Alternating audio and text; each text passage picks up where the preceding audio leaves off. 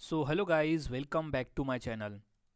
और आज का ये वीडियो काफ़ी इम्पोर्टेंट होने वाला है क्योंकि आज की इस वीडियो में हम बात करने वाले हैं इतिहास पर आधारित ऐसे जीके एमसीक्यू जो काफ़ी इम्पोर्टेंट है पेपर के पॉइंट ऑफ व्यू।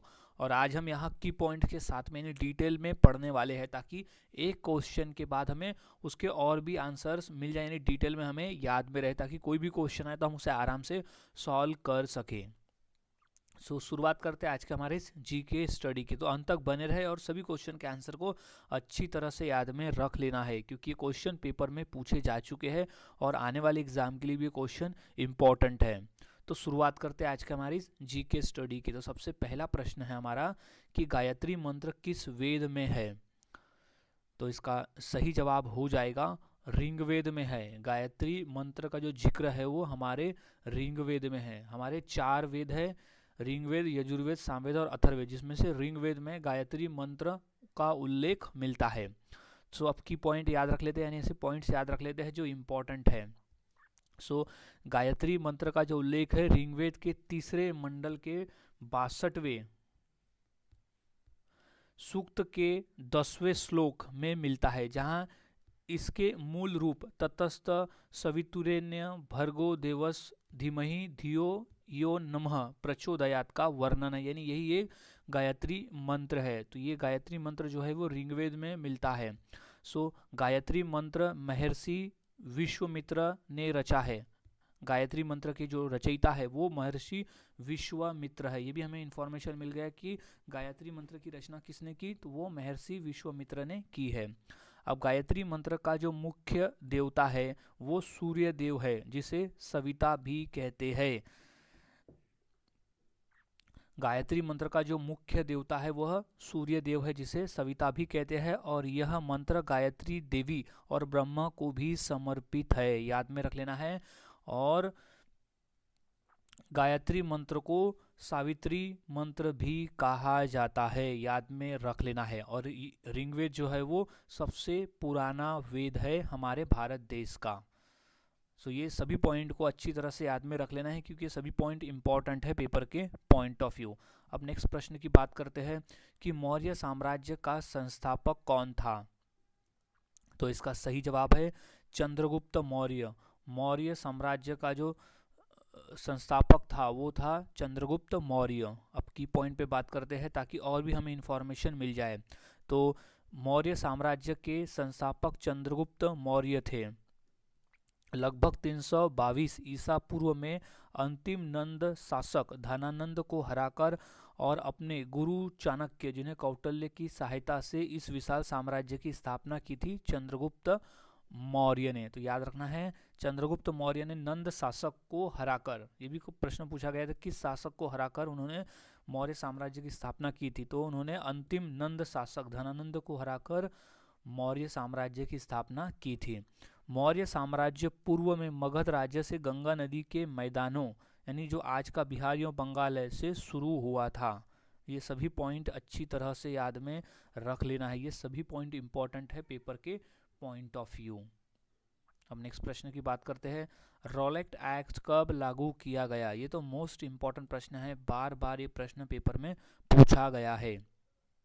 तो इसका सही जवाब है सन 1919 में रॉलेट एक्ट लागू किया गया था, सन 1919 में। अब की पॉइंट पे बात करते हैं जो काफ़ी इंपॉर्टेंट है। तो पहला है कि रॉलेट एक्ट 18 मार्च 1919 को दिल्ली में इंपीरियल लेजिस्लेटिव काउंसिल द्वारा पारित किया गया था। याद रखना है, 18 मार्च 1919 को दिल्ली में इंपीरियल लेजिस्लेटिव काउंसिल द्वारा पारित किया गया था रॉलेट एक्ट। अब रॉलेट एक्ट को सर सिडनी रॉलेट एक्ट की अध्यक्षता वाली समिति की सिफारिशों के आधार पर ब्रिटिश सरकार द्वारा पारित किया गया था। अब है, यह कानून सरकार को बिना वारंट के किसी भी संदिग्ध व्यक्ति को गिरफ्तार करने और बिना मुकदमे के 2 साल तक जेल में रखने का अधिकार देता था। यह कानून जो है वो किसी भी संदिग्ध व्यक्ति को गिरफ्तार करके उस पर बिना मुकदमा के 2 साल तक जेल में रखने का अधिकार देता था रॉलेट एक्ट। फिर इसे भारतीय जनता द्वारा काला कानून भी कहा गया। रॉलेट एक्ट को काला कानून भी कहा गया और महात्मा गांधी जी ने पहले इसे काला कानून कहा था। तो ये क्वेश्चन भी पूछा गया है कि महात्मा गांधी ने काला कानून किसे कहा था, तो उन्होंने रॉलेट एक्ट को काला कानून कहा था।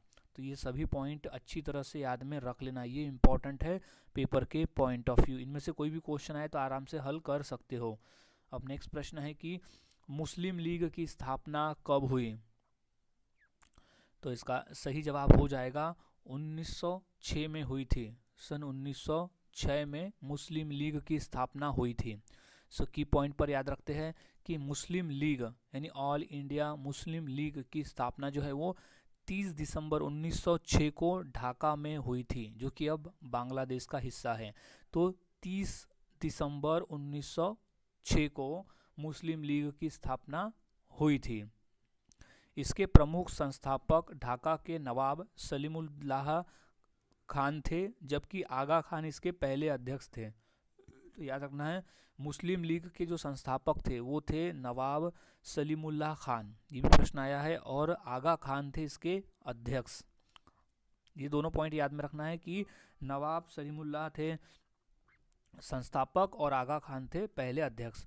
अब मुस्लिम लीग बनाने का जो मुख्य उद्देश्य था वो ब्रिटिश भारत में मुसलमानों के अधिकारों और हितों की रक्षा करना था मुस्लिम लीग का बनाने का एक उद्देश्य। तो ये तीनों पॉइंट को याद में रख लेना है, तीनों पॉइंट इंपॉर्टेंट है पेपर के पॉइंट ऑफ व्यू।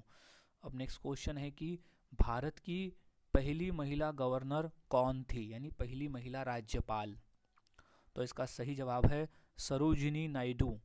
हमारे भारत की पहली महिला गवर्नर थी सरोजिनी नायडू। अब ये इंपॉर्टेंट पॉइंट्स को याद में रख लेते हैं।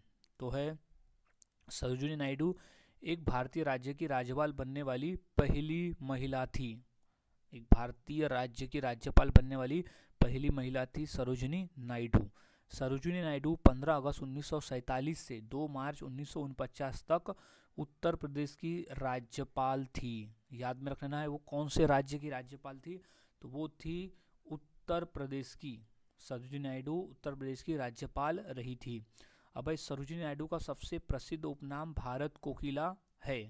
याद रखना है, सरोजिनी नायडू का सबसे प्रसिद्ध उपनाम जो है वो भारत कोकिला है। अब किसने कहा था उन्हें भारत कोकिला, तो महात्मा गांधी जी ने कहा था, क्योंकि उनकी आवाज़ और कविता जिस हिसाब से वो पढ़ती थी उस हिसाब से उन्होंने सरोजिनी नायडू को भारत कोकिला कहा था। अब सरोजिनी नायडू के जन्मदिन पर भारत में राष्ट्रीय महिला दिवस मनाया जाता है। तो ये हमें एडिशनल इन्फॉर्मेशन मिल गया कि किसकी याद में राष्ट्रीय महिला दिवस मनाया जाता है, तो वो है सरोजिनी नायडू जी की याद में। कब मनाते हैं, तो हम वो मनाते हैं 13 फरवरी के दिन मनाते हैं राष्ट्रीय महिला दिवस। याद रखना है, क्योंकि 13 फरवरी को सरोजिनी नायडू जी का जन्मदिन यानी उनकी जयंती आती है, इसलिए अब उन्हें नाइटिंगेल ऑफ इंडिया भी कहा जाता है, ये भी याद में रख लेना है।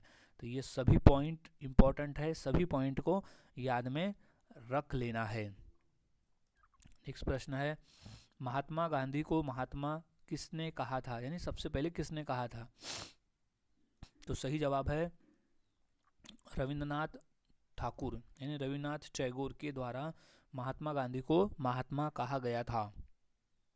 अब की पॉइंट पे बात करते हैं कि महात्मा गांधी को महात्मा की उपाधि मुख्य रूप से रविन्द्रनाथ टैगोर ने दी थी।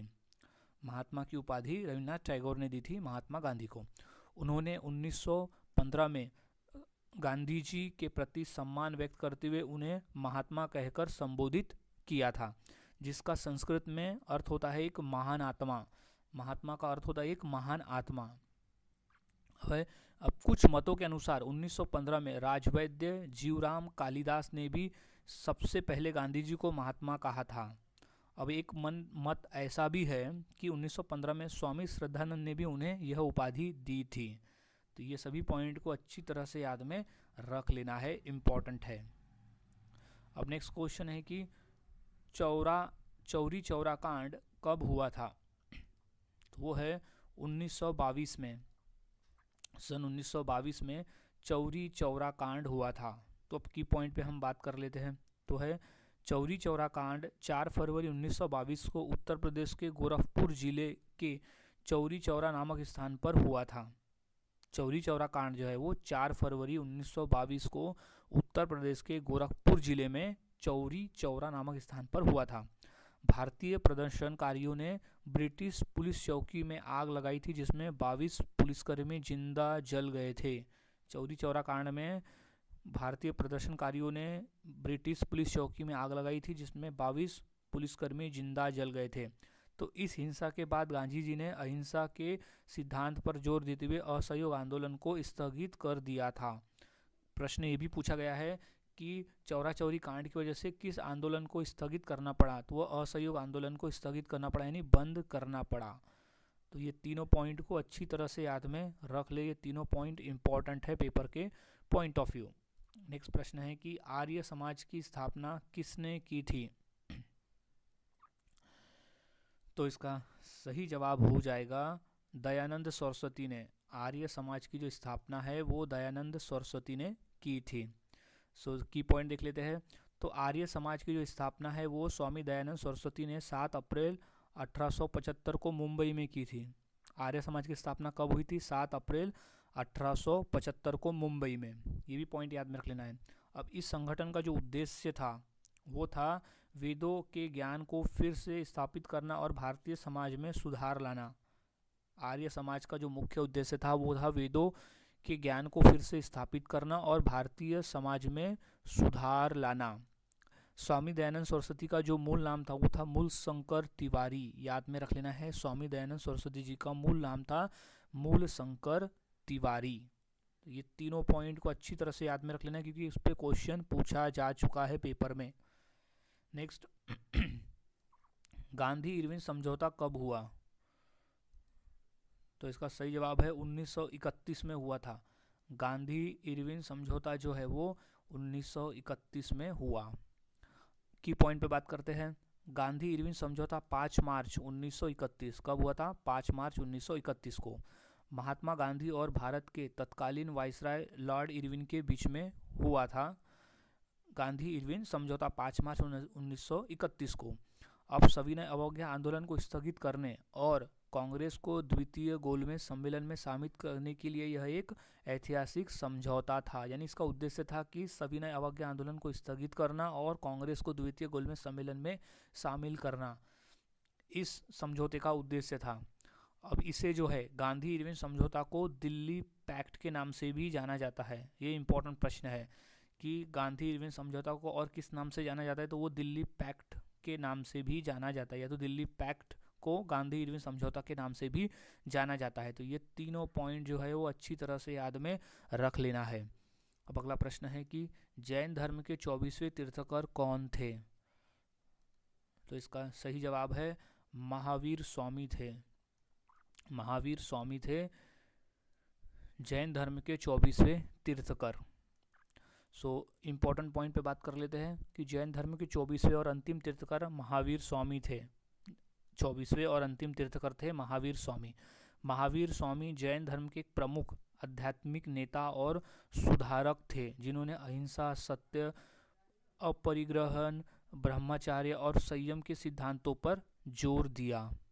तो उनकी माता का नाम था त्रिशला और पिता का नाम था सिद्धार्थ। ये याद में रख लेना है। तो इम्पोर्टेंट प्रश्न है, इसे अच्छी तरह से याद में रख लेना है तीनों पॉइंट को। अब नेक्स्ट क्वेश्चन है हुमायूंनामा किसने लिखा? तो इसका सही जवाब है गुलबदन बेगम ने लिखा था हुमायूंनामा। गुलबदन बेगम ने लिखा हुमायूंनामा। की पॉइंट पे बात करते हैं। हुमायूंनामा की रचना गुलबदन बेगम ने की थी। हुमायूंनामा की जो रचना है वो गुलबदन बेगम ने की थी। गुलबदन बेगम मुगल बादशाह बाबर की बेटी और हुमायूं की सौतेली बहन थी। गुलबदन बेगम जो थी वो मुगल बादशाह बाबर की बेटी थी और हुमायूं की सौतेली बहन थी। अब इसमें बाबर के समय से लेकर हुमायूं के संघर्षों, राजनीतिक घटनाओं और मुगल दरबार के अंदरूनी जीवन का वर्णन दिया गया है हुमायूंनामा में। और ये हुमायूंनामा की रचना करने का जो आदेश है वो मुगल बादशाह अकबर ने दिया था। अकबर ने गुलबदन बेगम को हुमायूंनामा लिखने का आदेश दिया था, यानी उनके आदेश पर उन्होंने हुमायूंनामा लिखा था। तो ये सभी पॉइंट को याद में रख लेना है। अब नेक्स्ट क्वेश्चन है कि भगत सिंह को किस मामले में फांसी दी गई थी? तो इसका सही जवाब है लाहौर षड्यंत्र। भगत सिंह को लाहौर षड्यंत्र मामले में फांसी दी गई थी। तो की पॉइंट पे याद कर लेते हैं कि भगत सिंह, राजगुरु और सुखदेव को, भगत सिंह के साथ साथ राजगुरु और सुखदेव को लाहौर षड्यंत्र मामले में ब्रिटिश पुलिस अधिकारी जॉन सैंडर्स की हत्या के लिए दोषी ठहराया गया था। लाहौर षड्यंत्र मामले में ब्रिटिश पुलिस अधिकारी जॉन सैंडर्स की हत्या के लिए दोषी ठहराया था भगत सिंह, राजगुरु और सुखदेव को। भगत सिंह, राजगुरु और सुखदेव को 23 मार्च 1931 को फांसी दी गई थी। ये भी इंपॉर्टेंट प्रश्न है कि भगत सिंह, राजगुरु और सुखदेव को कब फांसी दी गई थी, तो वो दी गई थी 23 मार्च 1931 को फांसी दी गई थी। इंपॉर्टेंट प्रश्न है, इसे अच्छी तरह से याद में रख लेना है, इसलिए हम 23 मार्च को शहीद दिवस के रूप में भी मनाते हैं। अब सैंडर्स की हत्या लाला लाजपत राय की मौत का बदला लेने के लिए की गई थी, जिसमें भगत सिंह और उनके साथी शामिल थे। सैडलर्स की हत्या इसलिए की गई थी क्योंकि लाला लाजपत राय की मृत्यु का बदला लेना था, इसलिए उन्होंने सैंडर्स की हत्या की थी और उसमें दोषी पाए गए थे और उन्हें फांसी की सजा दी गई थी 23 मार्च 1931 को। तो ये तीनों पॉइंट अच्छी तरह से याद में रख लेना है। अब अगली पॉइंट की बात करते हैं कि दिल्ली सल्तनत की पहली महिला शासक कौन थी। तो इसका सही जवाब है रजिया सुल्तान। रजिया सुल्तान थी दिल्ली सल्तनत की पहली महिला शासक। सो की पॉइंट पे बात कर लेते हैं, इंपॉर्टेंट की पॉइंट। सो दिल्ली सल्तनत की पहली महिला और एकमात्र महिला शासक रजिया सुल्तान थी। रजिया सुल्तान ने 1236 से 1240 ईस्वी तक दिल्ली पर शासन किया। 1236 से 1240 यानी 4 साल तक। वह गुलाम वंश से संबंधित थी। याद रखना है, रजिया सुल्तान जो थी वो गुलाम वंश से संबंधित थी।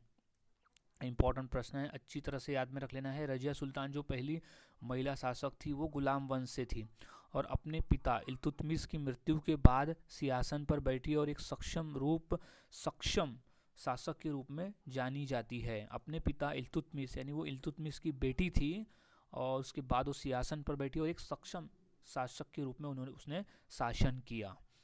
तो ये चारों पॉइंट को याद में रख लेना है। अब नेक्स्ट प्रश्न है कि सारनाथ स्तंभ किसने बनवाया था। तो इसका सही जवाब हो जाएगा सम्राट अशोक। सम्राट अशोक द्वारा बनाया गया था सारनाथ स्तंभ को। सो अब की पॉइंट पे बात कर लेते हैं। तो है सारनाथ स्तंभ यानी अशोक स्तंभ का निर्माण मौर्य सम्राट अशोक ने लगभग 250 ईसा पूर्व में करवाया था।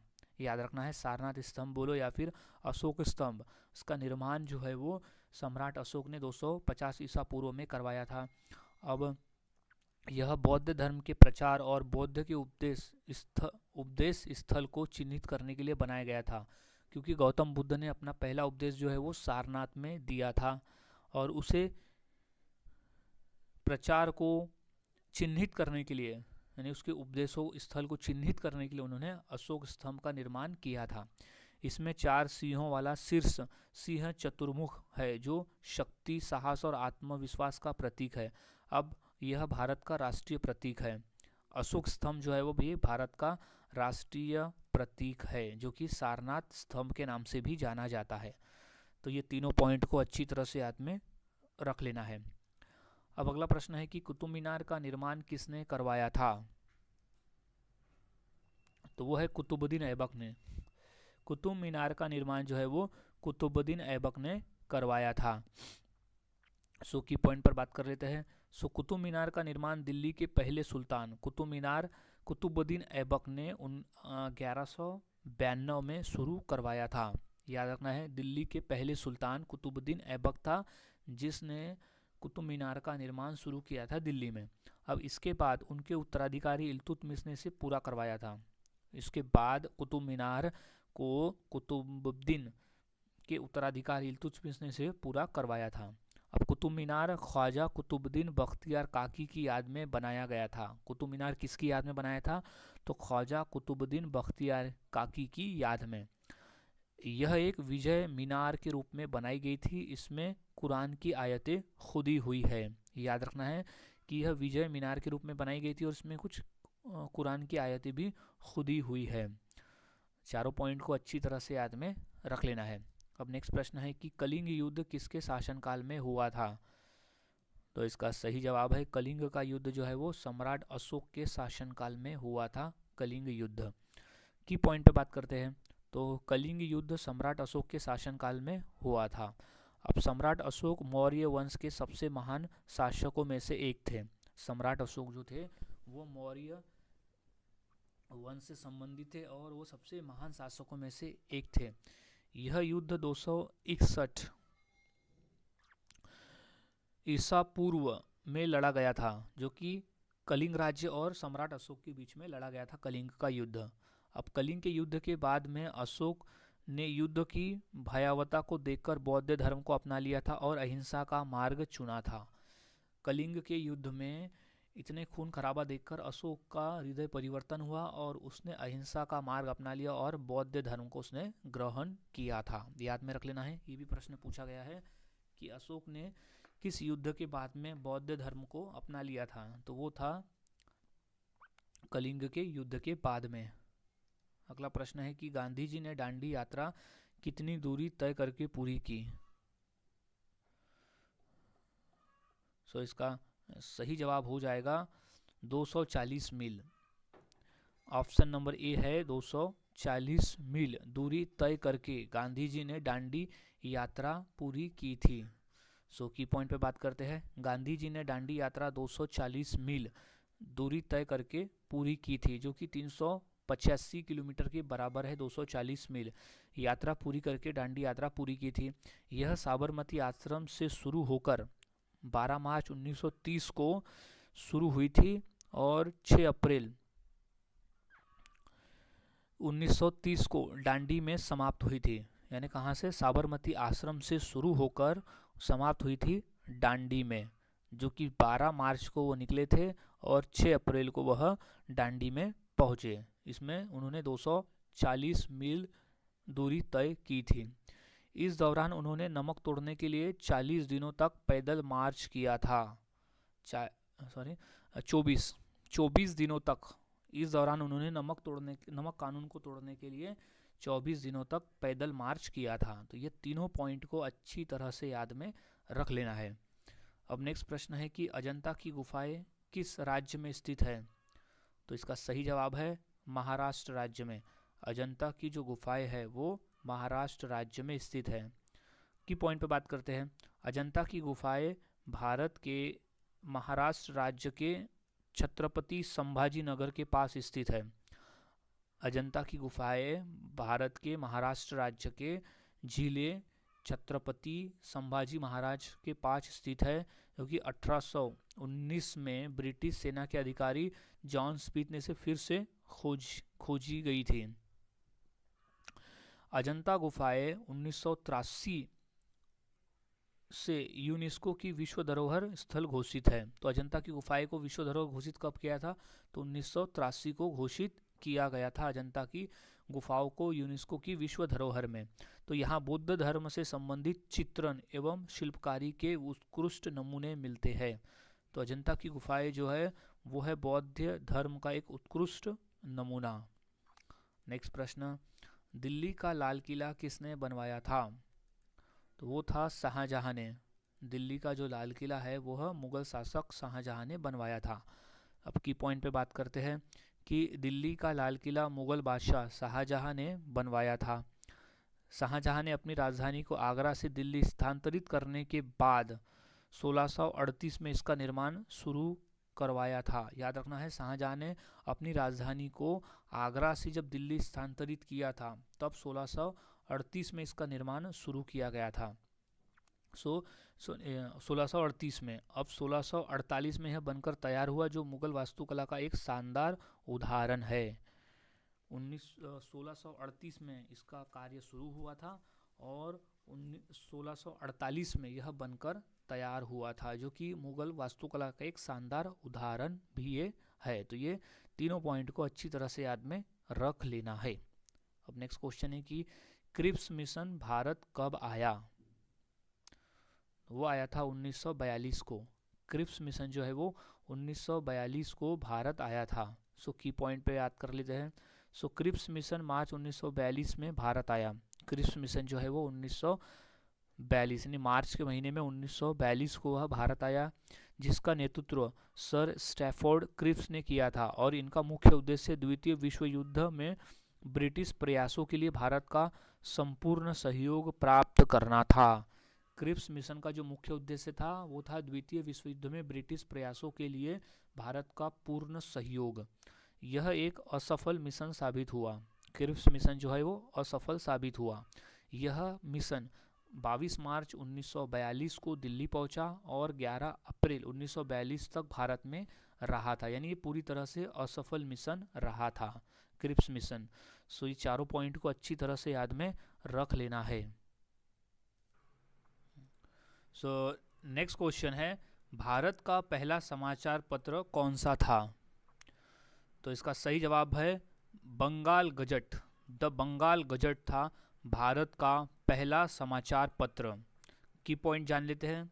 भारत का पहला समाचार पत्र द बंगाल गजट था। इसे जेम्स हिक्की ने 1780 में कलकत्ता से अंग्रेजी भाषा में प्रकाशित करना शुरू किया था। सो पहला जो अखबार था वो था द बंगाल गजट, जो जेम्स हिक्की ने इसे 1780 में कलकत्ता से अंग्रेजी भाषा में प्रकाशित करना शुरू किया था। द बंगाल गजट, जिसे कलकत्ता जनरल एडवर्टाइजर भी कहा जाता था। द बंगाल गजट को कलकत्ता जनरल एडवर्टाइजर भी कहा जाता था। यह एक अंग्रेजी भाषा का साप्ताहिक समाचार पत्र था।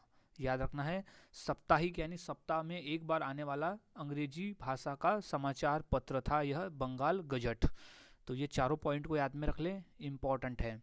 नेक्स्ट, कालिदास किस शासक के दरबार में थे? तो वो थे विक्रमादित्य के दरबार में। कालिदास जो थे विक्रमादित्य के दरबार में थे, जिन्हें चंद्रगुप्त द्वितीय भी कहा जाता था। अब कालिदास मुख्य रूप से गुप्त सम्राट चंद्रगुप्त द्वितीय के दरबारी कवि और नवरत्नों में से एक थे। याद रखना है कि कालिदास गुप्त सम्राट चंद्रगुप्त द्वितीय के दरबारी कवि और नवरत्नों में से एक थे। अब कालिदास गुप्त काल यानी भारत का स्वर्ण युग जिसे कहा जाता था के दौरान उज्जैन में रहते थे और अपनी महान संस्कृत रचनाओं जैसे अभिज्ञान शकुंतलम और मेघदूत के लिए जाने जाते हैं। याद रखना है, अभिज्ञान शकुंतलम और मेघदूत जो है वो कालिदास की रचना है। अब कालिदास को भारत का शेक्सपियर भी कहा जाता है, ये भी याद में रख लेना। ये इंपॉर्टेंट पॉइंट है कि भारत का शेक्सपियर किसे कहा जाता है, तो वो कहा जाता है कालिदास को। ये तीनों पॉइंट अच्छी तरह से याद में रख लेना है। अब नेक्स्ट क्वेश्चन है कि साइमन कमीशन भारत कब आया? तो इसका सही जवाब है 1928 में।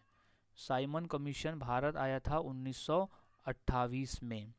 सो की पॉइंट याद रख लेते हैं कि साइमन कमीशन 3 फरवरी 1928 को भारत आया था। 3 फरवरी 1928 को, जिसका गठन 1927 में भारत सरकार अधिनियम 1919 की समीक्षा करने और संवैधानिक सुधारों का अध्ययन करने के लिए किया गया था।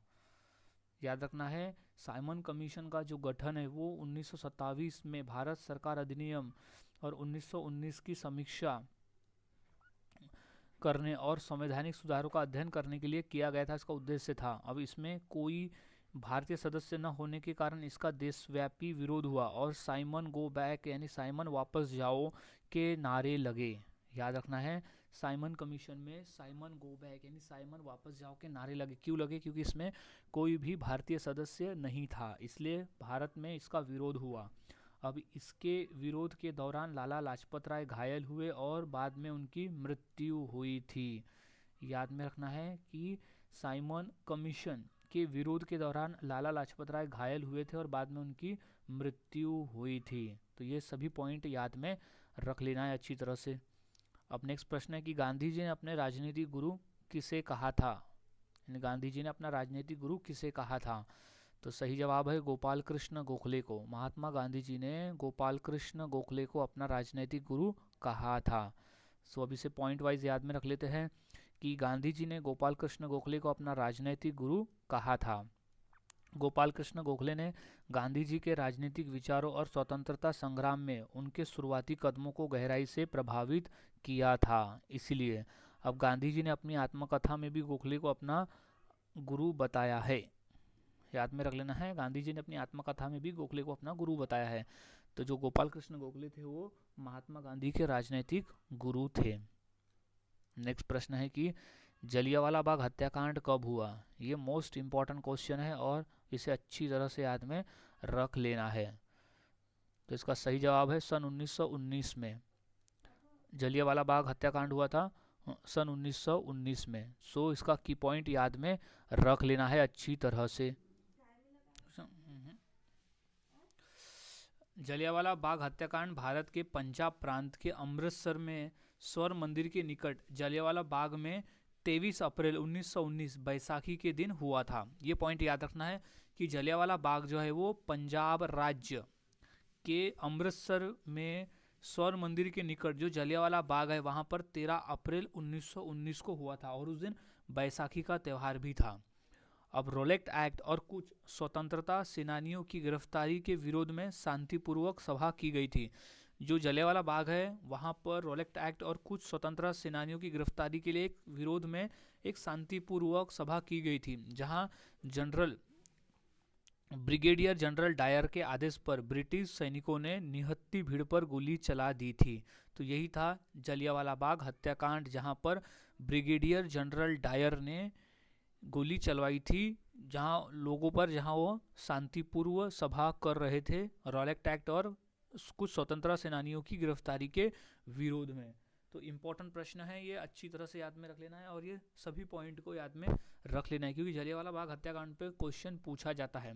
तो कब हुआ था? 13 अप्रैल 1919 को, उस दिन बैसाखी का त्यौहार था और ब्रिगेडियर जनरल डायर ने उन पर गोली चलाने का आदेश दिया था।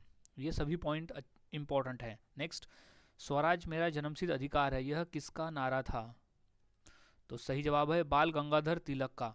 स्वराज मेरा जन्मसिद्ध अधिकार है, यह जो नारा था वो था बाल गंगाधर तिलक का। सो की पॉइंट को याद रखते हैं ताकि और भी हमें इंफॉर्मेशन मिल जाए। तो स्वराज मेरा जन्मसिद्ध अधिकार है और मैं इसे लेकर रहूँगा, यह नारा दिया था महान स्वतंत्रता सेनानी बाल गंगाधर तिलक ने। महान स्वतंत्रता सेनानी बाल गंगाधर तिलक द्वारा यह नारा दिया गया था कि स्वराज मेरा जन्मसिद्ध अधिकार है और मैं इसे लेकर ही रहूँगा। उन्होंने अपने अखबारों केसरी और मराठा के जरिए लोगों को जागरूक किया। तो बाल गंगाधर तिलक ने 2 अखबार की रचना की थी, पहले केसरी और दूसरा मराठा, और ये दोनों अखबारों के जरिए लोगों को उन्होंने जागरूक किया था। अब गणेश उत्सव और शिवाजी उत्सव जैसे आयोजनों से समाज को एकजुट किया। गंगाधर तिलक ने गणेश उत्सव और शिवाजी उत्सव के आयोजनों से भी समाज को एकजुट किया था। नेक्स्ट, भारतीय राष्ट्रीय कांग्रेस का गठन कब हुआ? तो इसका सही जवाब हो जाएगा 1885 में। भारतीय राष्ट्रीय कांग्रेस का जो गठन है वो 1885 में हुआ था। सो की पॉइंट को याद रख लेते हैं कि भारतीय राष्ट्रीय कांग्रेस की जो स्थापना है वो है 28 दिसंबर 1885 में। 28 दिसंबर 1885 में एलन विक्टोरियल ह्यूम ने बॉम्बे में किया था। राष्ट्रीय कांग्रेस का जो गठन है वो एलन ऑक्टेरियन ह्यूम ने बॉम्बे में, जो कि मुंबई में, किया था। भारतीय राष्ट्रीय कांग्रेस भारत की एक व्यापक आधार वाली राजनीतिक पार्टी है। गांधी ने 1915 में कांग्रेस में शामिल हुए और 1923 में इसे छोड़ दिया था। गांधी जी 1915 में कांग्रेस में शामिल हुए थे और 1923 को उन्होंने इस पार्टी को छोड़ दिया था। तो ये तीनों पॉइंट को अच्छी तरह से याद में रख लेना है।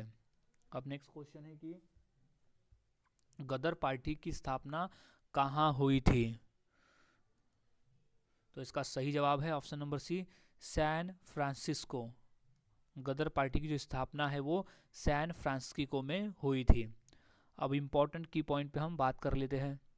तो गदर पार्टी की जो स्थापना है वो संयुक्त राष्ट्र अमेरिका के सैन फ्रांसिस्को में 1913 में हुई थी। कब हुई थी? सन 1913 में गदर पार्टी की स्थापना हुई थी। अब इस पार्टी का जो मुख्यालय युगांतर आश्रम 436 हिल स्ट्रीट सैन फ्रांसिस्को में स्थापित किया गया था। युगांतर आश्रम में स्थापित किया गया था इस पार्टी का।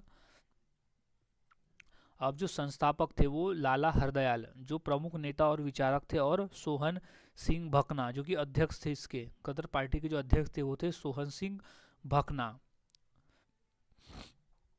और लाला हरदयाल जो इसके संस्थापक थे। संस्थापक दो लोग थे, लाला हरदयाल और सोहन सिंह भकना। फिर सोहन सिंह भकना इसके अध्यक्ष बने।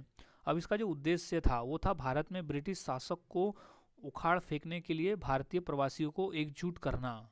जो भी भारतीय प्रवासी अमेरिका गए थे उन्हें एकजुट करना और भारत में ब्रिटिश शासन को उखाड़ फेंकना गदर पार्टी का एक मेन उद्देश्य था।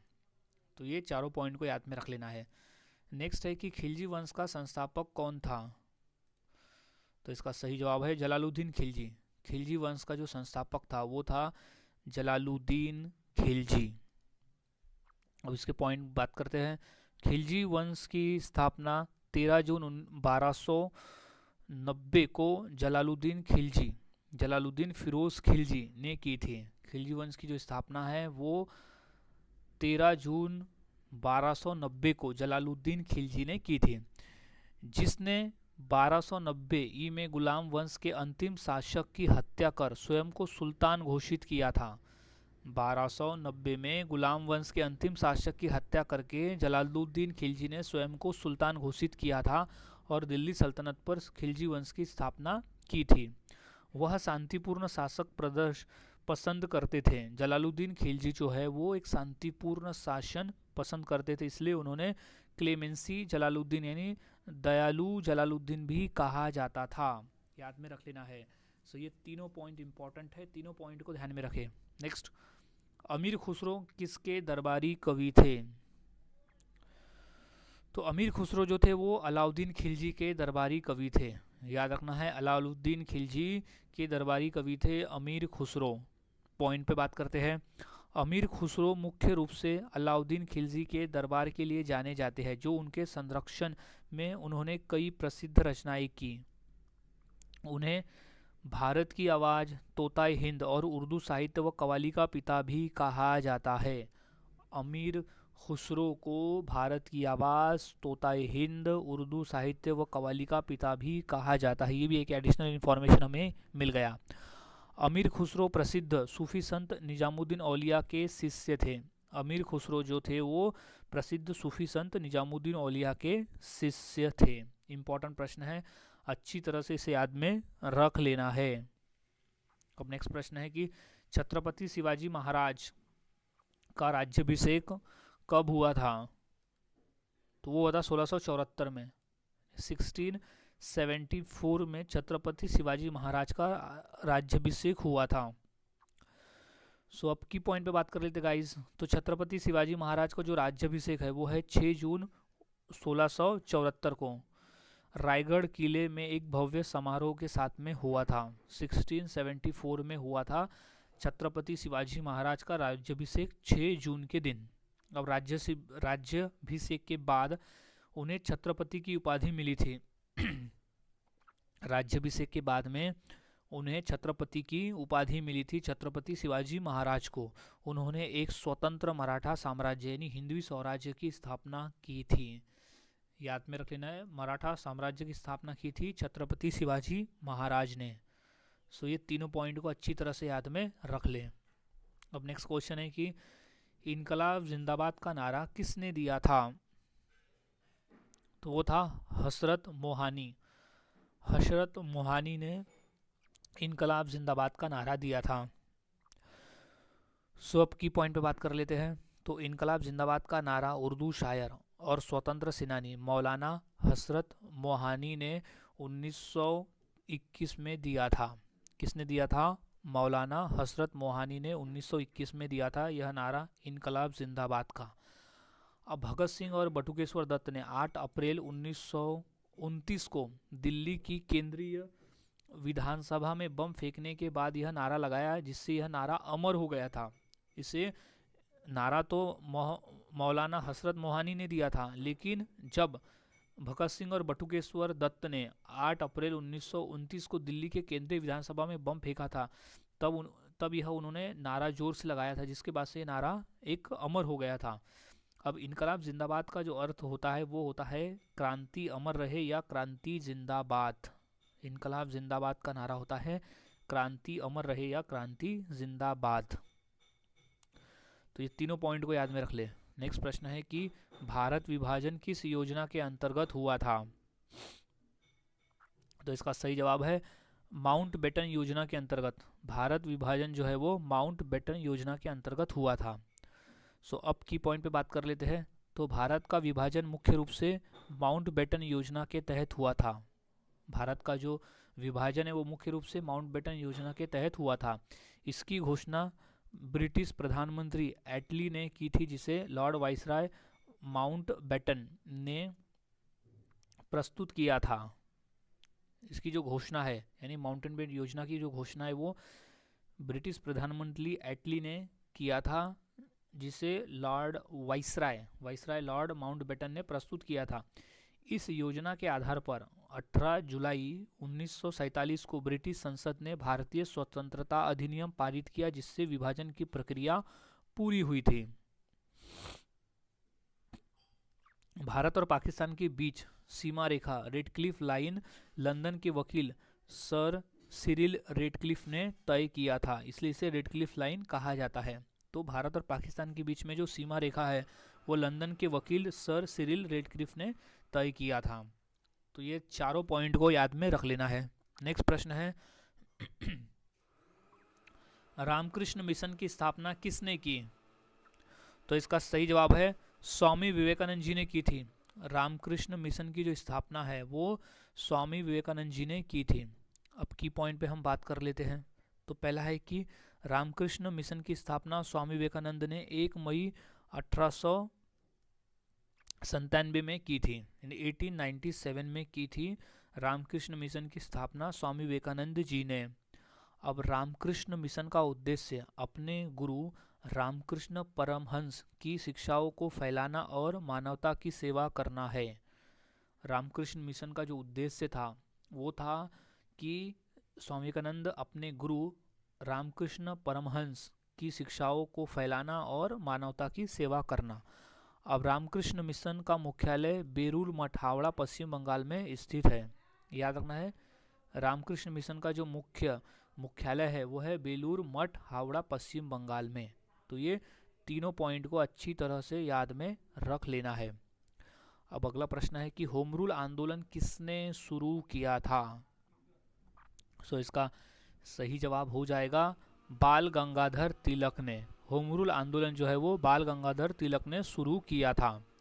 सो की पॉइंट पे बात कर लेते हैं। तो होम रूल आंदोलन भारत में बाल गंगाधर तिलक और एनी बेसेंट ने शुरू किया था। बाल गंगाधर तिलक अकेले नहीं थे, उनके साथ एनी बेसेंट थी जिन्होंने होम रूल आंदोलन की शुरुआत किया था।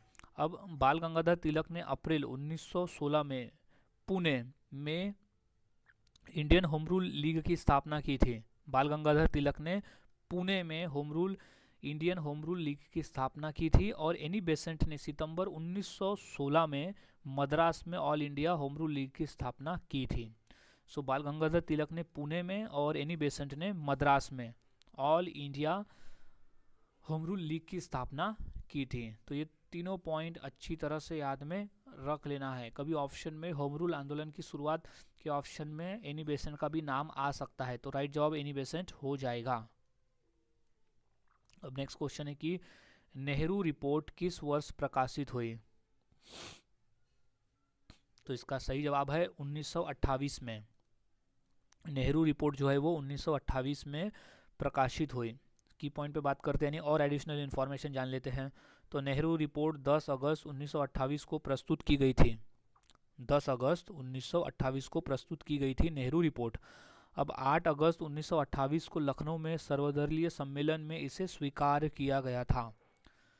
8 अगस्त 1928 को लखनऊ में सर्वदलीय सम्मेलन में इसे स्वीकार किया गया था। यह रिपोर्ट भारत के लिए एक संविधान का मसौदा प्रस्तुत करती थी, जिसे मोतीलाल नेहरू की अध्यक्षता में तैयार किया गया था और इसे डोमिनियन स्टेट्स यानी अधिराज्य का दर्जा की मांग की गई थी। ये तीनों पॉइंट इंपॉर्टेंट है, तीनों पॉइंट को अच्छी तरह से याद में रख लेना है। नेक्स्ट भारतीय दंड संहिता यानी आईपीएस किसके शासनकाल में लागू हुई? तो थे लॉर्ड मैकाले। लॉर्ड मैकाले के शासनकाल में आईपीएस यानी भारतीय दंड संहिता लागू की गई थी। सो की पॉइंट को अच्छी तरह से याद में रख लेते हैं, ये इंपॉर्टेंट है। तो भारतीय दंड संहिता यानी आईपीएस लॉर्ड थॉमस बैमिंगटन मैकाले के नेतृत्व में तैयार की गई थी। इसे 1860 में अधिनियमित किया गया था। इसे 1860 में अधिनियमित किया गया था। यह ब्रिटिश शासक के दौरान 1 जनवरी 1862 को लागू किया गया। कब लागू किया गया था? 1862 में, जनवरी 1862 में इसे लागू किया गया। आईपीएस को लागू की आईपीसी को लागू किया गया। इसका मुख्य उद्देश्य भारत में एक समान और व्यवस्थित दंड प्रणाली स्थापित करना था जो सभी नागरिकों पर समान रूप से लागू हो। इसका जो उद्देश्य था यानी आईपीसी का यानी भारतीय दंड संहिता का जो उद्देश्य था वो था एक समान और व्यवस्थित दंड प्रणाली स्थापित करना जो सभी नागरिकों पर समान रूप से लागू हो। तो ये चारों पॉइंट को अच्छी तरह से याद में रख लेना है। अब नेक्स्ट प्रश्न है कि संविधान सभा की मसौदा समिति अध्यक्ष कौन थे? तो वो थे डॉक्टर भीमराव अंबेडकर। संविधान सभा की मसौदा समिति के जो अध्यक्ष थे वो थे डॉक्टर भीमराव अंबेडकर। सो की पॉइंट को याद रख लेते हैं कि संविधान सभा की मसौदा समिति के जो अध्यक्ष थे वो थे डॉक्टर बी.आर. अम्बेडकर। संविधान सभा के मसौदा समिति के अध्यक्ष थे doctor B R. Ambedkar. Doctor B R. Ambedkar को भारत के संविधान का मुख्य वास्तुकार भी माना जाता है। अब इस समिति का गठन संविधान का मसौदा तैयार करने के लिए 29 अगस्त 1947 को किया गया था। यानी मसौदा समिति का जो गठन है वो 29 अगस्त 1947 को किया गया था। समिति में 7 सदस्य थे जिसमें से के.एम. मुंशी, मोहम्मद सादुल्लाह, अल्लादी कृष्ण स्वामी अय्यर, गोपाला स्वामी अय्यर, एन माधवराव और टी.टी. कृष्णमाचारी शामिल थे। कुल टोटल 7 सदस्य इसमें और थे जिनके नाम जो दिए गए हैं। तो ये सभी पॉइंट को अच्छी तरह से याद में रख लेना है। अब नेक्स्ट प्रश्न है कि पानीपत का प्रथम युद्ध किस वर्ष हुआ था? तो इसका सही जवाब हो जाएगा सन 1526 में। पानीपत का जो प्रथम युद्ध है वो 1526 में हुआ था। सो अब की पॉइंट पर याद रख लेते हैं कि पानीपत का पहला युद्ध 21 अप्रैल 1526 को लड़ा गया। पानीपत का पहला युद्ध जो है वो 21 अप्रैल 1526 को लड़ा गया। यह जो युद्ध है वो बाबर यानी काबुल के तैमूर शासक के जो बाबर है और इब्राहिम लोधी यानी दिल्ली के सुल्तान के बीच में लड़ा गया था। इब्राहिम लोधी और बाबर के बीच में ये जो युद्ध है, जो पानीपत का पहला युद्ध लड़ा गया था, जिसमें बाबर की विजय हुई थी और भारत में मुगल साम्राज्य की नींव पड़ी थी। 1526 में भारत में मुगल साम्राज्य की नींव पड़ी थी, जिसमें बाबर ने इब्राहिम लोधी को हराया था और बाबर पहला मुगल शासक था। सो ये तीनों पॉइंट अच्छी तरह से याद में रख लेना है क्योंकि इम्पोर्टेंट पॉइंट है। अब नेक्स्ट क्वेश्चन है कि पानीपत का द्वितीय युद्ध किस वर्ष हुआ था? तो इसका सही जवाब है 1556 में। 1556 में हुआ था पानीपत का दूसरा युद्ध। सो की पॉइंट को याद में रख लेना है कि पानीपत का जो दूसरा युद्ध है वो 5 नवंबर 1556 में लड़ा गया था। पानीपत का दूसरा युद्ध जो है वो 5 नवंबर 1556 में लड़ा गया था। अब मुगल सम्राट अकबर की सेना और हेमू की सेना के बीच में ये लड़ा गया था।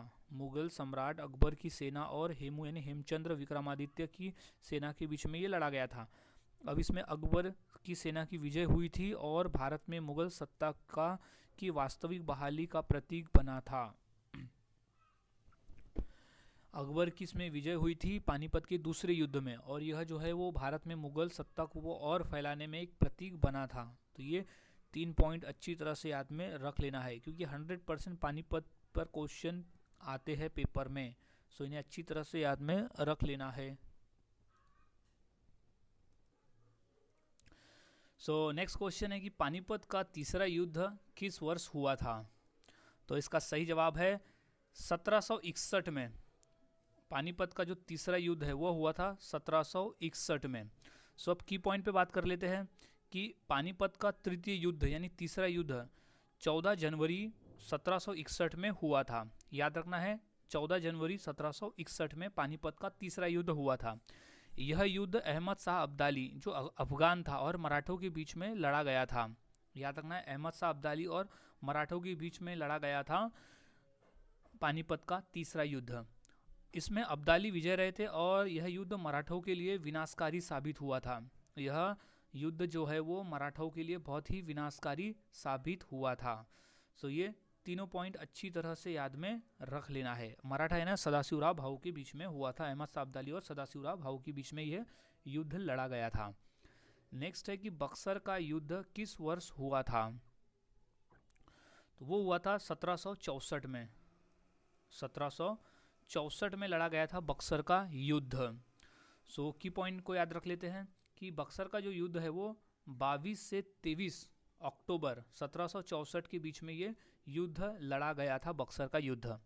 अब British East India company major Hector Munro और भारतीय शासकों की संयुक्त सेना थी। मुगल सम्राट शाह आलम द्वितीय, अवध के नवाब शुजा उल दौला और नवाब बंगाल के नवाब मीर कासिम, ये तीन एक साइड थे और ईस्ट इंडिया कंपनी के मेजर हेक्टर मुनरो ये दूसरे साइड थे, यानी इन दोनों के बीच में लड़ाई हुई थी।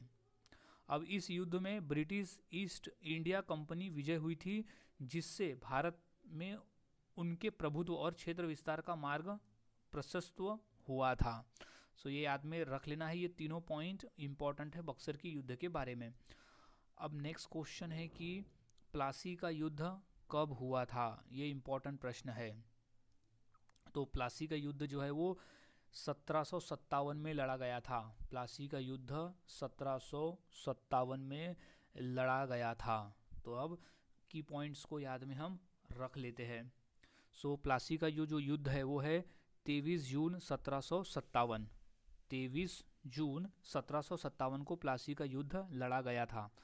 अब प्लासी का युद्ध रॉबर्ट क्लाइव के नेतृत्व वाली ब्रिटिश ईस्ट इंडिया कंपनी और बंगाल के नवाब सिराजुद्दौला तथा उनके फ्रांसीसी सहयोगियों के बीच में लड़ा गया था। यानी प्लासी का युद्ध जो था वो था ब्रिटिश नेतृत्व वाली रॉबर्ट क्लाइव और बंगाल के नवाब सिराजुद्दौला और उनके फ्रांसीसी सहयोगी के बीच में ये लड़ा गया था, तो जिसमें अंग्रेजों की निर्णायक जीत हुई थी और भारत में ब्रिटिश शासक की नींव पड़ी थी। याद में रख लेना है कि प्लासी के युद्ध से ही भारत में ब्रिटिश शासन की नींव पड़ी थी। तो ये तीनों पॉइंट को अच्छी तरह से याद में रख लेना है।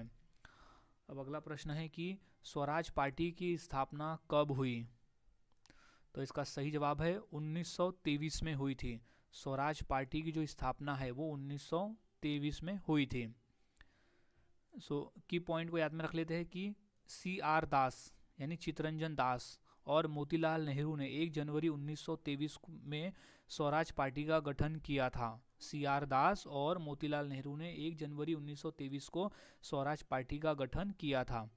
स्वराज पार्टी में चित्तरंजन दास अध्यक्ष और मोतीलाल नेहरू जो थे वो सचिव थे। याद में रखना है कि स्वराज पार्टी में चित्तरंजन दास अध्यक्ष थे और मोतीलाल नेहरू जो थे वो सचिव थे। इसे कांग्रेस खिलाफत स्वराज पार्टी भी कहा जाता था। स्वराज पार्टी को कांग्रेस खिलाफत स्वराज पार्टी भी कहा जाता था। यह पार्टी असहयोग आंदोलन के स्थगन के बाद बनी थी और इसका जो उद्देश्य था वो था ब्रिटिश सरकार के विधायी निकायों में प्रवेश करके स्वशासन को प्राप्त करना। ये चारों पॉइंट अच्छी तरह से याद रखना है, जो कि स्वराज पार्टी की स्थापना से लेकर उसका उद्देश्य सब बताता है। तो स्वराज पार्टी से कोई भी अगर प्रश्न पेपर में आता है तो आप आराम से इसे हल कर सकते हो। नेक्स्ट, हड़प्पा सभ्यता की लिपि किस प्रकार की थी? तो वो थी चित्रलिपि। हड़प्पा सभ्यता की जो लिपि थी वो थी चित्रलिपि। सो गाइस की पॉइंट को याद में रख लेते हैं कि हड़प्पा सभ्यता यानी सिंधु घाटी की लिपि तो थी वो थी चित्रात्मक, जिसे अभी तक पढ़ा नहीं जा सका है, और अभिलेखों की जो लंबाई थी वो बहुत छोटे थे, आमतौर पर 5 से 17 अक्षरों के, जिसमें पढ़ना मुश्किल है। और यह दाई से बाई ओर लिखी जाती थी, दाई से बाई ओर लिखी जाती थी यह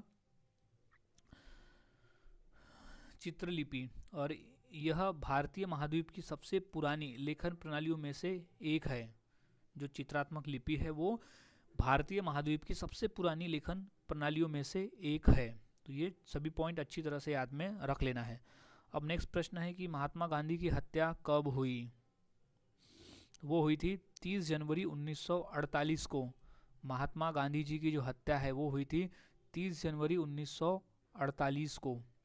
तो अब की पॉइंट को याद में रख लेते हैं कि महात्मा गांधी की हत्या 30 जनवरी 1948 को हुई थी। महात्मा गांधी की जो हत्या है वो 30 जनवरी 1948 में हुई थी। और महात्मा गांधी की हत्या नाथूराम गोडसे ने नई दिल्ली के बिड़ला हाउस में की थी, जो कि अब वहाँ पर गांधी जी स्मृति, अब गांधी स्मृति के नाम से जाना जाता है बिड़ला हाउस। तो महात्मा गांधी की हत्या नाथूराम गोडसे ने दिल्ली के बिड़ला हाउस में की थी। महात्मा गांधी एक प्रार्थना सभा के लिए जा रहे थे तो गोडसे ने उन्हें 3 गोलियां मारी और गांधी जी का निधन तुरंत हो गया था। सो ये तीनों पॉइंट अच्छी तरह से याद में रख लेना है, इंपॉर्टेंट है ये तीनों पॉइंट। अब नेक्स्ट प्रश्न है कि नारायण गुरु किस प्रांत के समाज सुधारक थे। तो वो केरल प्रांत के थे। नारायण गुरु जो थे वो केरल प्रांत के समाज सुधारक थे। सो की पॉइंट पे बात कर लेते हैं कि नारायण गुरु भारत के केरल प्रांत के एक महान समाज सुधारक, दार्शनिक व आध्यात्मिक नेता थे। केरल के जातिग्रस्त समाज में व्यस्त सामाजिक असमानता भेदभाव के खिलाफ काम किया, शिक्षा और समानता को बढ़ावा दिया और उन्होंने एक जाति, एक धर्म, एक ईश्वर का भी संदेश दिया था। अब नारायण गुरु को केरल के सबसे प्रमुख समाज सुधारकों में से एक माना जाता है। सो ये तीनों पॉइंट को अच्छी तरह से याद में रख लेना है। ये तीनों पॉइंट इंपॉर्टेंट है पेपर के पॉइंट ऑफ व्यू। अब नेक्स्ट प्रश्न है कि करो या मरो का नारा किसने दिया था। तो सही जवाब है महात्मा गांधी जी ने दिया था करो या मरो का नारा। ये इंपॉर्टेंट प्रश्न है, इसे अच्छी तरह से याद में रख लेना है। तो अब इसे पॉइंट में याद करते हैं कि करो या मरो का जो नारा है, डू और डाई का नारा महात्मा गांधी जी ने दिया था। अब यह नारा उन्होंने 8 अगस्त 1942 को भारत छोड़ो आंदोलन के दौरान दिया गया था। क्वेश्चन ये भी पूछा गया है कि करो या मरो का जो नारा है वो किस आंदोलन से संबंधित है। तो वो है भारत छोड़ो आंदोलन से संबंधित है, जो कि 8 अगस्त 1942 को दिया था यह नारा महात्मा गांधी जी ने। अब महात्मा गांधी ने यह नारा 1942 में मुंबई में एक भाषण में दिया था। जब भारत छोड़ो आंदोलन चालू हुआ तब 1942 में मुंबई में दिए गए अपने एक भाषण में उन्होंने यह नारा दिया था करो या मरो का, यानी डू और डाई, या तो आज़ादी के लिए कुछ करो या तो फिर मरो। नेक्स्ट, भारत का पहला कानून मंत्री कौन था। तो सही जवाब है डॉक्टर भीमराव अंबेडकर थे। भारत के पहले कानून मंत्री थे डॉक्टर भीमराव अंबेडकर। सो की पॉइंट पे बात करते हैं कि भारत के पहले कानून मंत्री डॉक्टर भीमराव रामजी अंबेडकर थे। याद रखना है, भारत के जो पहले कानून मंत्री थे वो थे डॉक्टर भीमराव रामजी अंबेडकर। अब बाबा साहेब अंबेडकर ने 15 अगस्त 1947 को स्वतंत्र भारत के पहले कानून मंत्री के रूप में शपथ ली थी। 15 अगस्त 1947 को स्वतंत्र भारत के पहले कानून मंत्री के रूप में उन्होंने शपथ ली थी। अब है संविधान सभा के प्रारूप समिति यानी ड्राफ्टिंग कमेटी के वो अध्यक्ष भी थे, याद में रख लेना है, यानी मसौदा समिति के अध्यक्ष भी थे डॉक्टर भीमराव अंबेडकर। उन्हें मरणोपरांत भारत रत्न से सम्मानित किया गया था। याद में रख लेना है कि बाबा साहेब अंबेडकर को उनके मृत्यु के बाद यानी उनके मरने के बाद मरणोपरांत भारत रत्न से सम्मानित किया गया। अगला प्रश्न है कि भारत में पहला स्वतंत्रता संग्राम कब हुआ था। तो सही जवाब है 1857 में। भारत में जो पहला स्वतंत्रता संग्राम है वो 1857 में हुआ था। सो की पॉइंट को याद में रख लेते गाइस कि भारत का जो पहला स्वतंत्रता संग्राम 1857 का विद्रोह था। याद रखना है, भारत का पहला स्वतंत्र संग्राम 1857 का विद्रोह था। अब 10 मई 1857 को मेरठ से शुरू हुआ था। ये जो विद्रोह था वो था मेरठ से शुरू 10 मई 1857 को, और ब्रिटिश ईस्ट इंडिया कंपनी के शासन के खिलाफ एक बड़ा सशस्त्र विद्रोह था। ये था ईस्ट इंडिया कंपनी के खिलाफ था ये सशस्त्र विरोध। इसे सिपाही विद्रोह, भारतीय विद्रोह और वी.डी. सावरकर द्वारा प्रथम भारतीय स्वतंत्रता संग्राम के रूप में भी जाना जाता है। सिपाही विद्रोह, भारतीय विद्रोह और वी.डी. सावरकर द्वारा प्रथम भारतीय स्वतंत्रता संग्राम के रूप में भी इसे जाना जाता है। तो ये सभी पॉइंट को अच्छी तरह से याद में रख लेना है, क्योंकि सभी पॉइंट इंपॉर्टेंट है पेपर के point of view. So guys, आज के इस वीडियो में हमने इतिहास पर आधारित ऐसे जीके एमसीक्यू देखा जो काफ़ी इंपॉर्टेंट थे और हमने डिटेल में देखा, क्योंकि इंपॉर्टेंट है। अगर हमें डिटेल में हम पढ़ते हैं तो कोई भी क्वेश्चन अगर पेपर में आता है तो हम उसे आराम से सॉल्व कर सकते हैं, आराम से उसका उत्तर हम दे सकते हैं। तो पॉइंट वाइज इसी तरह से प्रैक्टिस करें ताकि आपको सभी याद में रह जाए। सो मिलता हूँ ऐसे ही और नए जीके क्वेश्चंस के साथ अगले वीडियो में। तब तक के लिए चैनल के साथ बने रहे, वीडियोस को देखते रहे और इसी तरह से रोज़ाना जीके की प्रैक्टिस करते रहे।